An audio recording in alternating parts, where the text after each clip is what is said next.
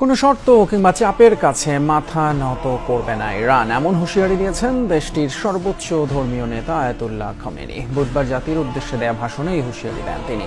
সর্বোচ্চ ধর্মীয় নেতা সতর্কতা জানিয়ে বলেন, চাপিয়ে দেয়া যুদ্ধ কিংবা শান্তি কোনোটির কাছেই নতি স্বীকার করবে না ইরান। এমনকি যুক্তরাষ্ট্র যদি ইরানি ভূখণ্ডে হামলা চালায়, তার পরিণতি ভয়াবহ হবে বলেও হুমকি দেন খামেনি। ইরানের সর্বোচ্চ ধর্মীয় নেতার নিরাপত্তা এবং অবস্থান নিয়ে গেল কয়েকদিন ধরে চলছিল ধোঁয়াশা।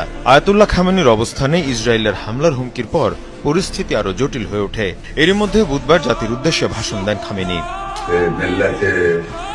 ভাষণের শুরুতে ইসরায়েলি আগ্রাসনের বিরুদ্ধে সাহসী অবস্থান নেয় ধন্যবাদ জানান ইরানবাসীকে। বলেন, তার দেশে মানুষ কোনো হুমকিকে ভয় পায় না। ইরানের মানুষ যে সাহস দেখিয়েছেন তাদের প্রতি আমি ধন্যবাদ জানাই। ইহুদিবাদী শত্রুদের দাম্ভিকতাপূর্ণ আগ্রাসনের মুখে ইরানি জাতি ভদ্র, সাহসী ও সময়োপযোগী আচরণ করেছে। রেকর্ডকৃত এই ভাষণ সম্প্রচার করে ইরানের রাষ্ট্রীয় গণমাধ্যমগুলো। সর্বোচ্চ ধর্মীয় নেতা সতর্ক জানিয়ে বলেন, চাপিয়ে দেওয়া যুদ্ধ কিংবা শান্তি কোনোটির কাছে নতি স্বীকার করবে না ইরান। এমনকি যুক্তরাষ্ট্র যদি ইরানি ভূখণ্ডে হামলা চালায়, তার পরিণতি ভয়াবহ হবে বলেও হুমকি দেন খামেনি।